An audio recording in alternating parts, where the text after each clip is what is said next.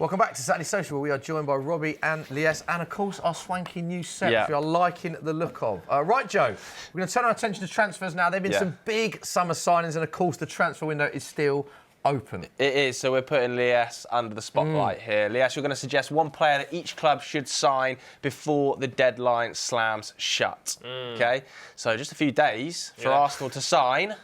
Nico Williams. Wow.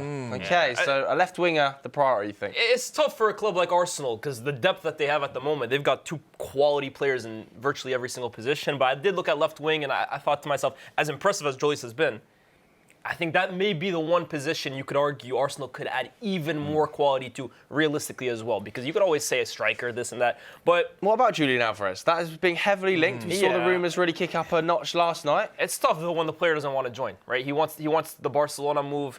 I don't even know if that's going to happen, but I don't think the Alvarez thing is really realistic at this point. Maybe the Williams thing isn't either. You could certainly argue that, but I think with a few days left in the window, a left winger, probably contingent on a Martinelli sale, is probably the most realistic thing for Arsenal. I think it would take him to the right level.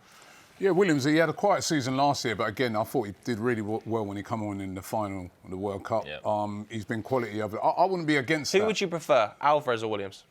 Alvarez. Even though Alvarez is not specifically a left winger, Lyes is right. We do need a left winger, but Williams is more of a left winger than Alvarez. But Alvarez is quality player, isn't he? So I'll probably go Alvarez. Okay. You're Alvarez. But you've gone Nico Williams. It's your list. Your list, Lyes. Yeah. Next up, we've got Aston Villa. Obviously, so much change at the club. Yeah, there's a lot of change, and there could be more because the Ollie Watkins situation looks like it's not going anywhere quietly. There's obviously massive links to the Saudi league, and obviously Nico Jackson is out of favour at Chelsea, and he has a history of Unai Emery. Villa have been linked with him and Joshua Zirkzee, so you can kind of see the direction they want to go with their centre forward. Someone who might not be the most clinical in front of goal. I think you can definitely point that at Nico Jackson. But when it comes to his overall game and getting players involved and making a team kind of play football, I look at Nico Jackson as someone who's actually becoming a bit underrated in my opinion. Yeah, I agree. He's underrated. Yeah. Like I remember watching that guy in the flesh, man. He's so quick and strong. Yeah. Technically very, very good too. Yeah. Not even. I don't think he's even training at the moment with the first team. He's with the lap and stuff. Yeah. So, yeah. I think he goes to Villa, and we look at him in a different light. To be honest with you. I still think there's a good player. Great numbers when he was playing consistently. Down. So Lyes has gone with Jackson. Chelsea. Right, next up, Bournemouth. This is where it gets difficult, right? I was really, Yeah. I really put a lot of research into this. I was asking fans of different teams. I was being genuinely serious. Where do you kind of see your team needing to go? And many Bournemouth fans were saying we're very happy with the window that we've had. You look at the squad again. 2 players in virtually every single position. Goalkeeper was one of those that I thought, could you make... Petrovic, I think, last season had an okay season for his debut campaign. And I originally had Livakovic before he went to Barca, then Di Gregorio. Obviously, that deal looks like it's going to go over the line. But I look at Bournemouth. I think they're one of those teams that, despite losing Iraola, there's a lot of quality all across the pitch. And maybe goalkeeper is the one where they could do a little bit more. So this one's advanced, isn't it? It had the paid loan with €40 million buy option clause. So that's very likely to At this point in the season, too, it's in the window, it's very difficult. Most clubs are kind of done with their business. I think Bournemouth are one of them. Yeah. Played 30 games in Serie A last season, incidentally. So, next up, Brentford. I've gone for Malik Diouf. Another one that's been heavily linked, right? I think they have very good options at fullback, but I think he's one of those ones at West Ham that could be part of that exodus of players kind of going back to the Premier League. With all due respect to West Ham, I think he is too good for the Championship. He was one of the standout players in that team, and he'd suit Brentford as well. Yeah, Robbie, that got your seal of approval as soon as you saw that magnet. Yeah, because I think he'd suit Brentford. He really would. You know, I was impressed with him last season. Yeah, and he's quick, strong, like good defender, good one-on-one defender. But like some maraud forward. I like good defender, but also got 5 assists. I think only Jared Bowen got more assists for West Ham last season. I think the way he crosses a ball is like an art, honestly. I think he's got a beautiful whip on him. Yeah, and I think the way Brentford play, you put a few of those balls in the box for Igor Thiago. Wow. Decent shout, though, huh? Yeah. Like that. Brighton, is this a Baleba replacement? Yeah, even though you could maybe argue that a Minto replacement could be on the cards at the moment. We'll talk about that in a little bit. I think Brighton's window has been very positive so far, but towards the end of the summer, a few guys leaving that maybe they didn't expect. And I look at Agume from Sevilla. You look at the underlying metrics and the profile of player. I think that is a guy that would come into that Brighton team and fill the gap that Baleba has kind of left. Maybe, again, in profile, because Baleba didn't have the greatest season. I think Agume kind of comes in and plugs that hole. Lots of teams that looked at him but haven't really gone for it. It's been a surprise. Quality player. Chelsea, I went for Diogo Costa. And Xabi Alonso has already stated that Robert Sanchez will be his number one. And I think Sanchez, to be fair to him, I've never been a huge fan, but I think his first half of the season last campaign was quite good until Rossinier kind of came in and I think destabilized the goalkeeper position a little bit. But I do think when you're talking about teams that win the title, you need a quality goalkeeper. And you look at, I think that's one of those non-negotiable Raya was positions. massive for Arsenal. You look across the history of the Premier League, Petr Cech, Van der Sar, you need a guy in goal. Top goalkeeper. Edison. And I just don't think Robert Sanchez is a top goalkeeper. Does it block the pathway for Penders, though? Yeah, but potentially. But I think this has been the mentality of Chelsea that for years under this ownership has kind of led them astray. At some point, you have to stop worrying about what you're going to look like in 5 years and what you're going to look like on the football pitch this season. And in my opinion, feel free to disagree, Diogo Costa makes Chelsea a better team right now. So whether it's a Costa or a Mike Maignan, I think Chelsea need to start prioritizing positions right now. Robbie, is that obviously this is one player every Premier League club must sign? Is that the position you think Chelsea need to strengthen? 100%. 100%. They need you to win the league. You need a top-class goalkeeper. Raya made some big saves for us last year. Absolutely essential. I'm surprised that they're, Sanchez is a good goalkeeper. I'm not dissing him, right? He's a good goalkeeper, but I don't think he's like one of the top keepers in the Premier League. Okay. Coventry. Yeah. I think, look, it's a big task staying in the Premier League despite how good they did in the Championship. I think they have quality across the pitch. But I look at defensively, I think there is room for improvement. I considered Achimpong, young player from Chelsea. I think he's kind of waiting to explode. But I look at Tomori too, has experience playing under Frank Lampard at two clubs. He's on the way out at Milan. Ruben Amorim has kind of made it clear he isn't in his plans. And I think he could bring a level of experience and know-how to this Coventry team to maybe keep them afloat in the Premier League, which has to be the goal for them. Do you think Frank Lampard obviously knows Tomori well? Do you think this is a realistic one? Yeah, I think that's realistic because, like you said, with Amorim sort of showing him the door, and he's a very experienced player now. I remember a couple of seasons ago, there were a lot of people saying he should be playing for England. So why not? Okay. Take him up. At Palace, you're going for another midfield option. I can't believe nobody has picked up Lamine Kamara so far this summer. Expensive player. But, Lamine Kamara, I did feel with Crystal Palace over the last week or so, I think they have a good squad, quality everywhere, maybe another midfielder just to almost be prepared for the inevitable Adam Morton departure in maybe a year's time. But now with the news of Ismaila Sarr, I have to be honest with you, this might change a little bit for me because that is a big hole if they lose Ismaila Sarr. And I think that right-hand side, the goals that he brings, the threat, the running in behind, that's going to be something that if he does leave for Galatasaray, which is in the works at the moment, Palace need to be prepared for.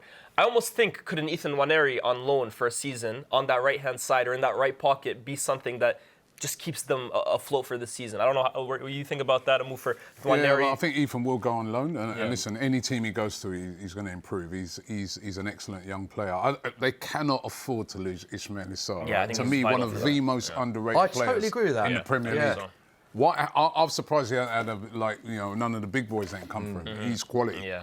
Okay. Yeah, I totally agree. Right, sticking around. Next up, Everton. And this is one for you, Rob. They need a right back. Yeah, they need a right back. Ben White is quality. He also can play centre back as well. Brentford has had a lot of injuries, so you could cover that as well.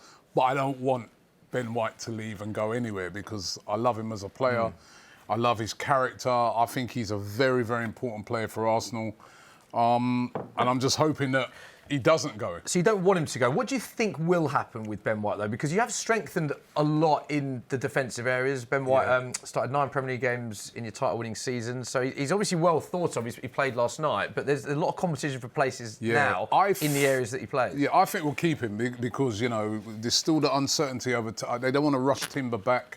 Timber, he was injured towards the end of last season, did come on in the Champions League final, but he's still out injured, and the talk is that he won't be back until at least after the international break. I think it would be wrong to sell Ben White. Ben White's an experienced player. He'd be brilliant for Everton, but I don't want him to leave. I think Ben White or even a Munoz. There's rumors of Munoz potentially departing Palace. A lot of Everton fans all window, and probably for a few windows now, have been clamoring, we need a right back, we need a right back. I think striker too, I considered that. I'm not a huge fan of Beto or Barry, but granted, I think Barry probably needs another season to prove himself. But right back has to be a position of urgency. I heard that for years. From an Everton fan. Every Everton fan I've spoken to, right back. Ben White to Everton. One to keep an eye on that one. Yep. Decent shout. Fulham? Fulham.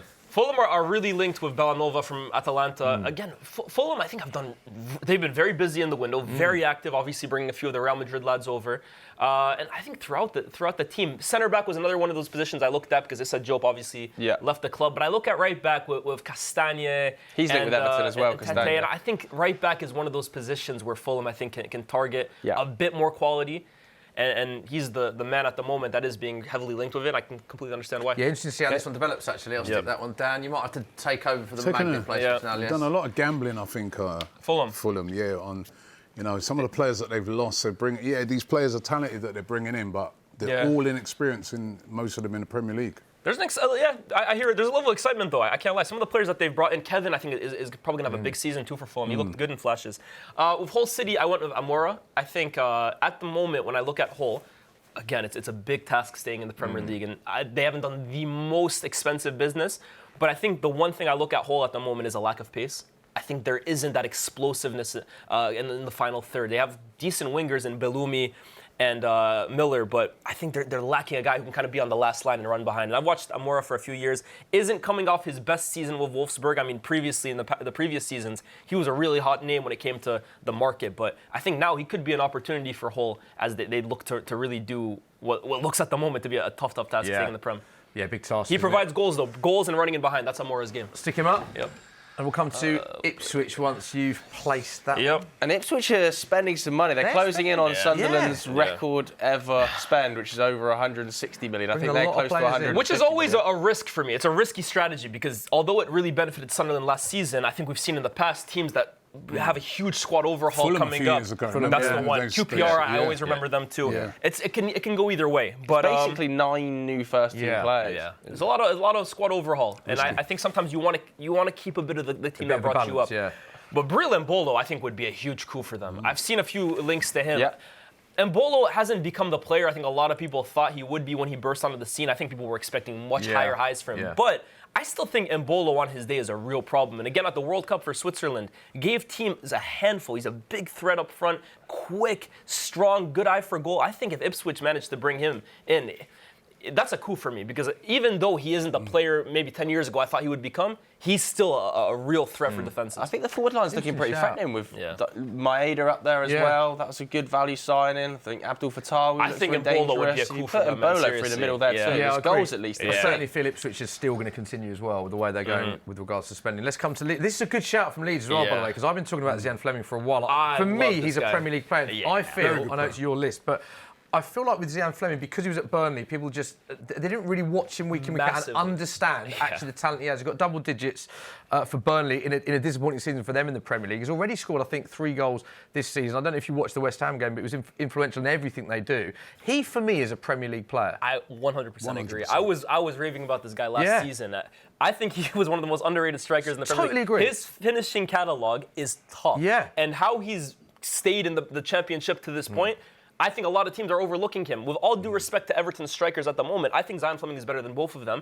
And I looked at Leeds. They've done fantastic business this window. I think Leeds have quietly had one of the better windows. But there is still a situation at striker where Calvert-Lewin, who came off a great season, is always going to be maybe an injury concern. And they did just lose Piero to West Ham. So I think there is an option to bring in another center forward and at least provide competition or a different kind of option to Calvert-Lewin, who gives you a tremendous presence up front, brings the ball up, holds players off. But I think Fleming just has that natural instinct for goal. And I think if you can kind of get the two of them either playing together or kind of coming in for each other, one in, one out, I think he'd be good business for him. And I honestly think he'd be good business for a few Premier League teams. Yeah. But I decided to go This is where I always say, right, sometimes the Premier League teams seem to look abroad for every... If his name was Flamingo from Brazil... To be fair, he's Dutch. He is Dutch. He is Dutch. He's Dutch, but I don't know, because he's playing... It's not an exotic enough name. He's playing at Burnley, he's not that exotic player. Before, you know what I mean? Like, he's quality. Do you know, I did a really interesting chat with him at the back end of last season. He made a point about how his career, if you look at his progression, he's done it very slowly. Like moved from one club in the Eredivisie to a slightly better club, then to England with Mill, then to Burnley. It's been very slow progression. I think he deserves a big He's had that movement. underrated aspect. Yeah, it's like Jamie He's Lannister, fit by the Leeds way, as well. I think he'd fit Leeds. Yeah, good shout. Let's move on to Liverpool. Yeah, I like Fleming. Liverpool, you've got 2 suggestions. I went for 2, right? Magnets. And neither of them are Barcola, funny enough, because he seems to be the big name. So why is Barcola not one of them then for you? Well, A, because it looks like that deal is probably going to happen. Okay. But B, when I look at Liverpool, right, and I'll keep the magnets up, Barcola would 100% improve Liverpool. Don't get it twisted. Yeah. But I do think there is a big hole on that right-hand side. I look at what Liverpool already possess, and obviously Gakpo and Gumoa. Right? Yeah. Let's see what happens to Gakpo, but those guys are at the club. Yeah. Then I look at Isak, who is a center forward, but likes to drift onto that left-hand side. And then I look at Ekitike, who's injured at the moment, yes, but also is a guy who likes to drift into that left-hand pocket. And then I look at Wirtz, who, again, likes to occupy that left-hand role. It's a lot of left-hand bias at the moment, right? And to add Barcola, who is a fantastic player, who I think is actually on the verge of taking the next level and just needs the stage to do it, I look at the right-hand side for Liverpool and think, yeah, okay, Rio could potentially play out there, and Barcola can play on either wing. But where's that natural right-sided presence? They were playing Frimpong at times last year. And when you're replacing a figure like Mohamed Salah, big shoes to fill. Huge shoes to fill, right? And I don't think anyone can really do it from day one.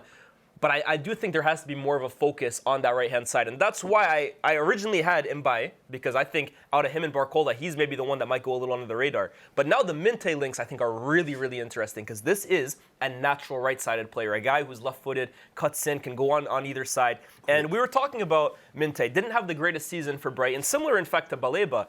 But I think in this new market where teams are really looking at your potential rather than what you are as a finished product, I've looked at Minte for a few seasons now, and I look at the intangibles that he does have combined with the physical skill set.